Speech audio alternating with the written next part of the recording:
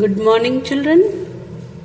Children, today we are going to start a new chapter, that is motion and time. This chapter is included in your second term syllabus and it is chapter number 6 of your textbook. So, we will start the chapter. Children, in class 6th, you have learnt about different types of motion. You learnt that a motion could be along a straight line, it could be circular, it could be periodic also. So, it is common experience that the motion of the same object is slow while that of some others is fast. Some object is moving with a slower speed, some of them are moving with a higher speed. So a new term we will introduce here, that is the speed. So first of all, you know very well that what is the movement, that is what is the motion, whether it is slow or it is fast.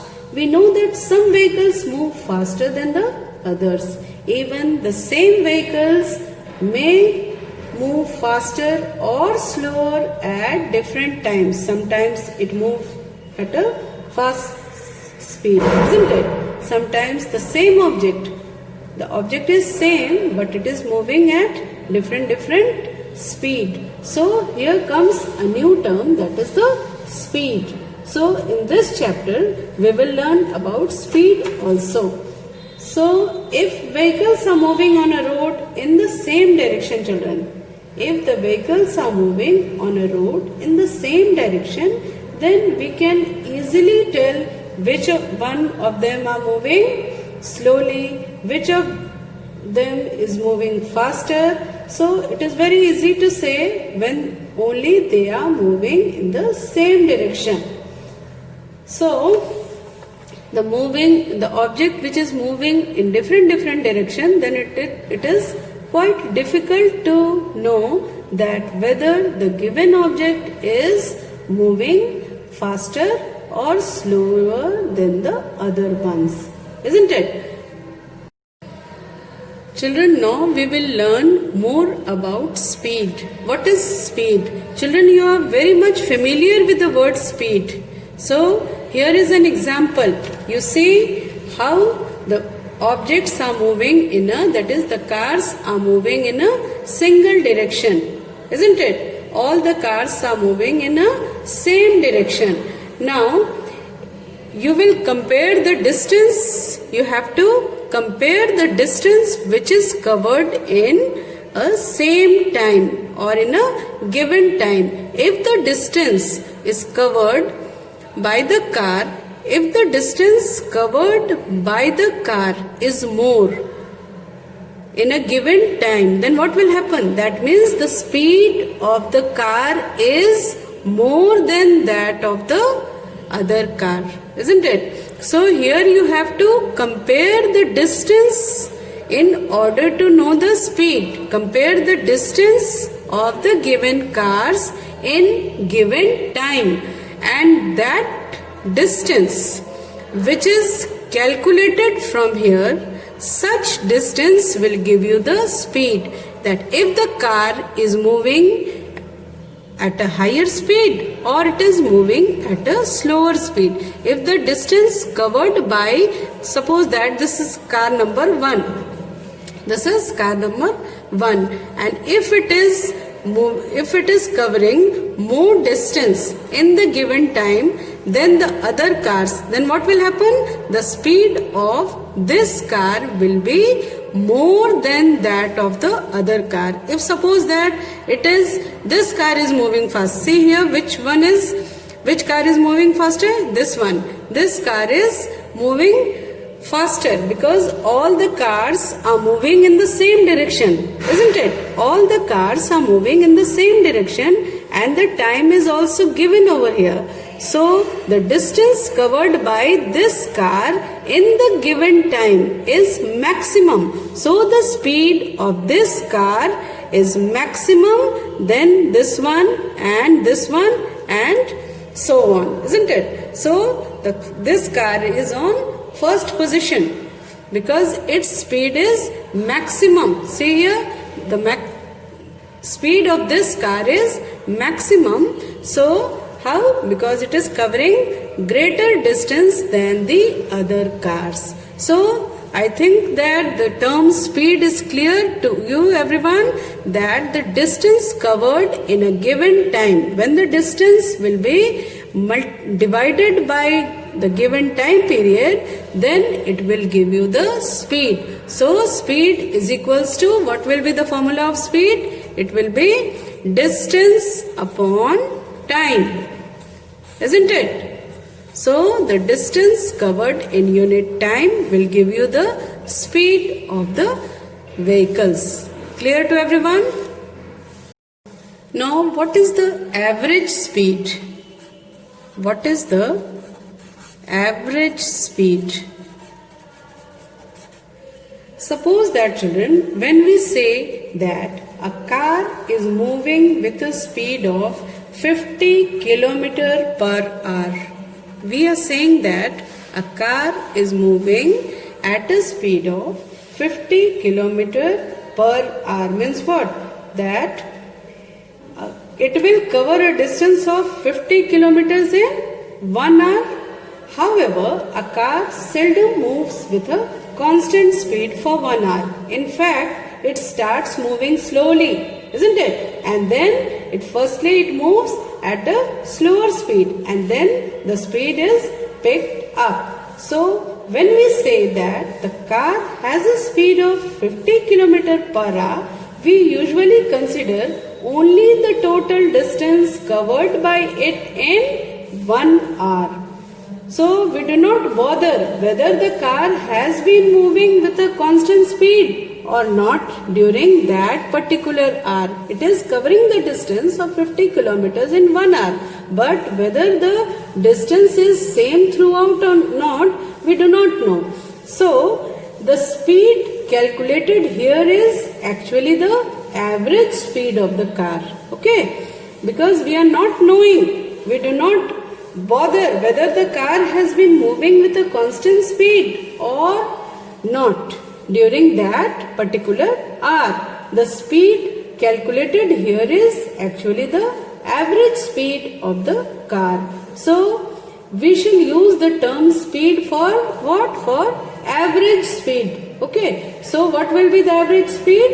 It will be the total distance covered divided by the total time taken. So average speed will be the total distance covered divided by total time taken.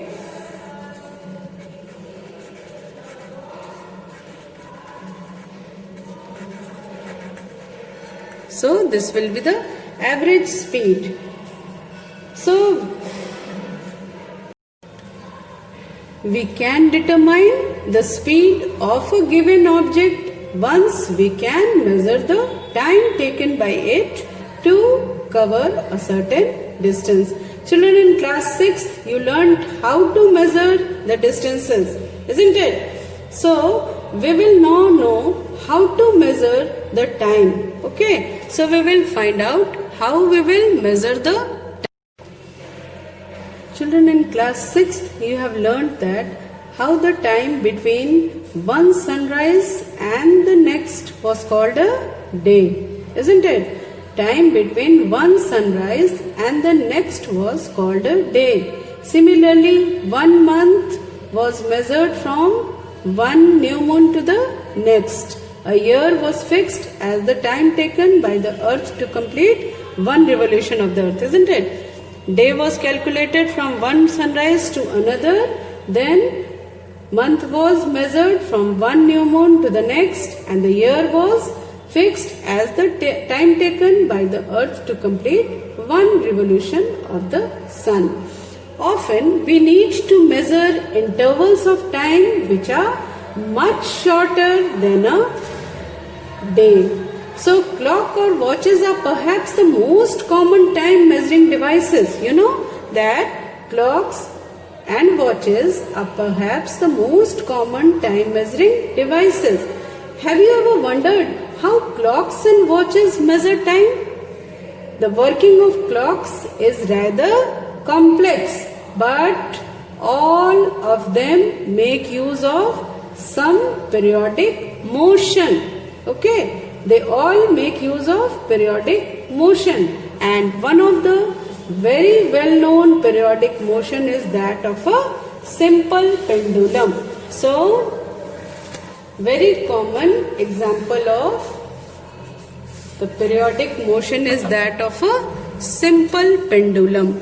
So, here we will know about a simple pendulum. What is simple pendulum? So, first of all, we will know the structure of a simple pendulum. It consists of a small metallic ball. Okay, you can say it consists of a small metallic ball, or you can take a stone also. Okay, piece of stone you can take, and it is suspended from a rigid stand by a thread. Say it is suspended with the help of fixed point. From here, with the help of this one is the thread.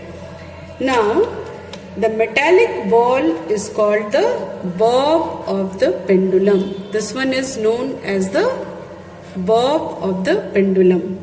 Clear to everyone? This is the bob of the pendulum. Now, so once again, let me repeat. A simple pendulum consists of a small metallic ball or a piece of stone which is suspended from a rigid stand, okay, with the help of a thread, and the metallic ball is called the bob of the pendulum. Now, when the bob of the pendulum is released after taking it slightly to one end, it begins to move to and fro. It begins to move to and fro. And this to and fro motion of a simple pendulum is an example of periodic motion or oscillatory motion.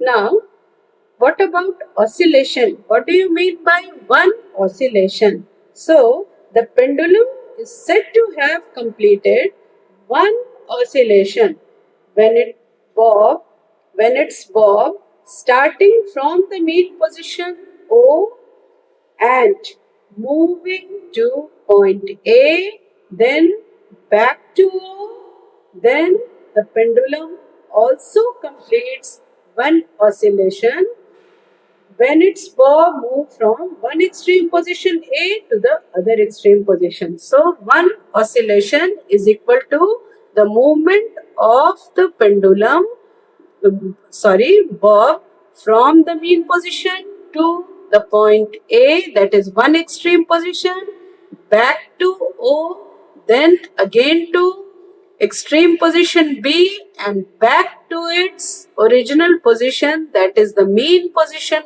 O.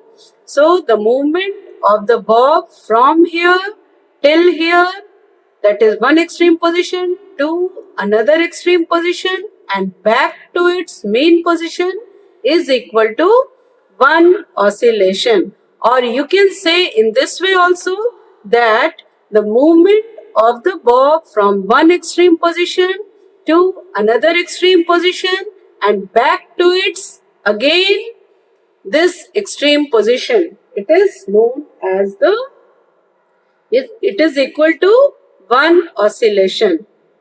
Once again, let me repeat, the movement of the bob from the mean position to one extreme position, that is point A, back to B, that is another extreme position, and again while reaching the mean position, this is known as one oscillation of a pendulum. Or you can say not from the mean position. If you are describing it from its extreme position, then you can say that one oscillation is equal to the movement of the bob from point A, that is one extreme position, to point B, that is another extreme position, and back to its first extreme position. It is known as one oscillation of a pendulum. And the time taken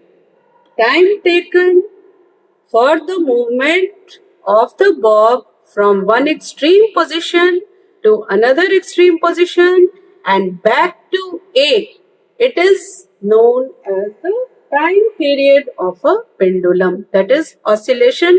You understood very well what is equivalent to one oscillation, that is movement of the bob from one extreme position, that is point A, to another extreme position, that is point B, and back to A, that is point A, which is first extreme position.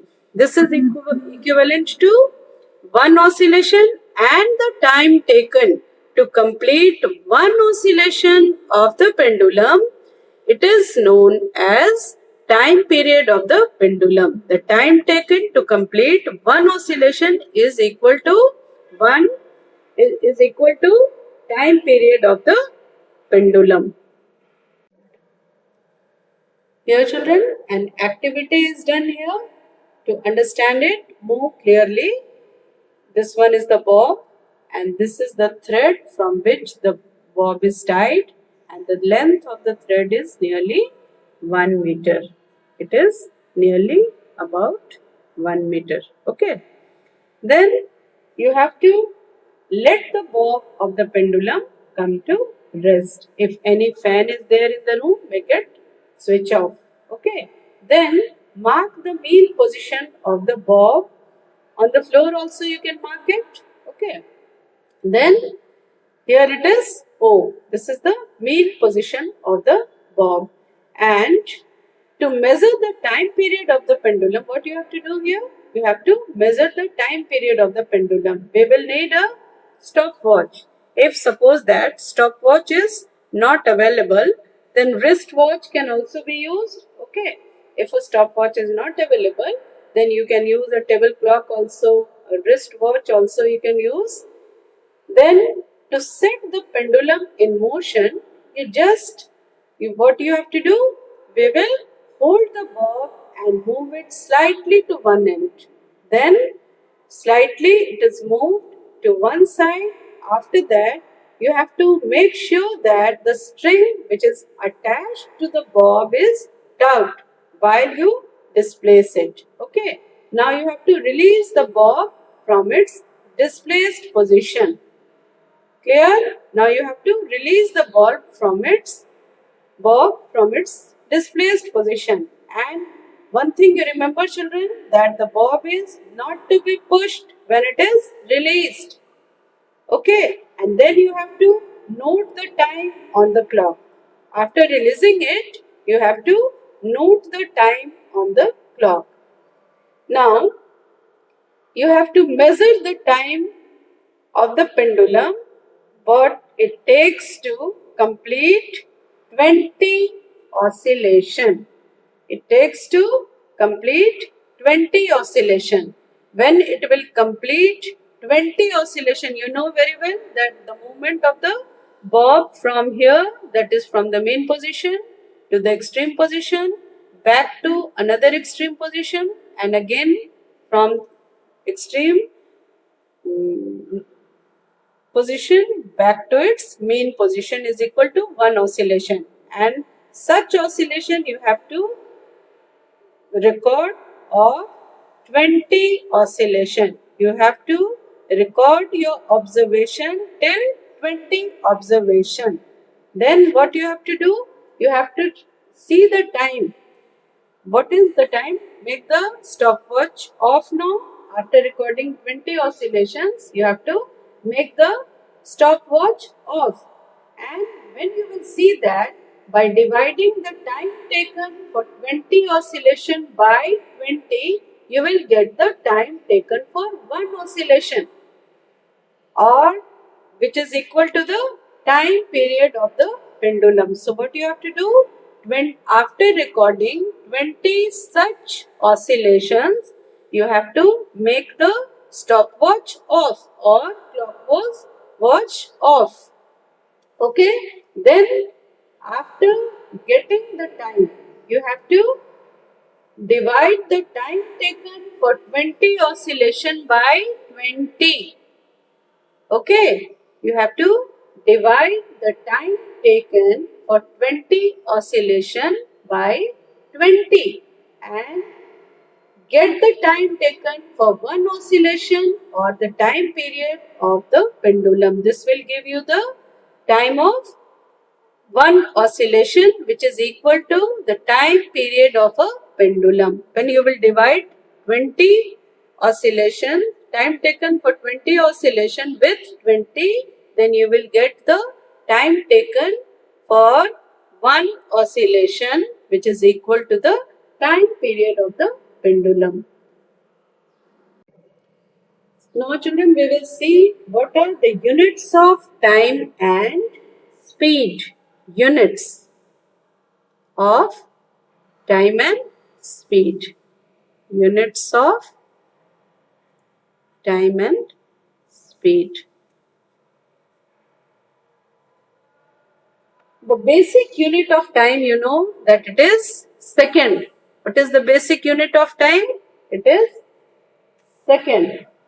And its symbol is what? What is the symbol of second? It is S. And the symbol of the larger unit of time, you know, are minute, hours, and it is expressed as MIN. Minute is expressed as MIN, and hours is expressed as H. You know very well. Now, you already know all these units are related to one another. Then what would be the basic unit of speed? Since you know the time unit of time, then what would be the basic unit of speed? Since you know that speed is equal to what? Speed is equal to distance upon time. It is distance upon time. So what will be the unit of speed? Distance is measured in what? It is measured in meter, small m, and time is measured in small s, that is second. So what will be the unit of speed? It will be meter per second. But if it is expressed in distance is expressed in kilometer and time is expressed in hours, then the unit will be kilometer per hour.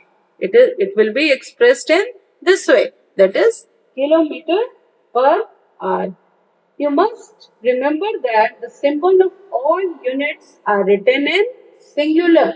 For example, if we have to write that 50 kg or 100 kg, then you will write in this way only, 100 kg, not in this way, 100 kgs. You will not write in this way. And 8 centimeters or 10 centimeters you have to write, then 10 cm, not 10 cms. That is, you have to express the symbols of all the unit in singular form. So, similarly, it will not be wise to express in years the time taken by you to cover the distance between your home and school. Can you express this? So, different units of time are used depending on the need. For example, it is convenient to express your age in years rather than in days. You are not expressing your years in days. You are expressing it in years. So, it is, you have to, different unit of times are used depending on the need as per your requirement. So, it will not be wise to express in years the time taken by you to cover the school distance between your home and your school. So, how small or large is the time interval? It depends upon the unit. So you can easily calculate the speed of any object by knowing the distance and time.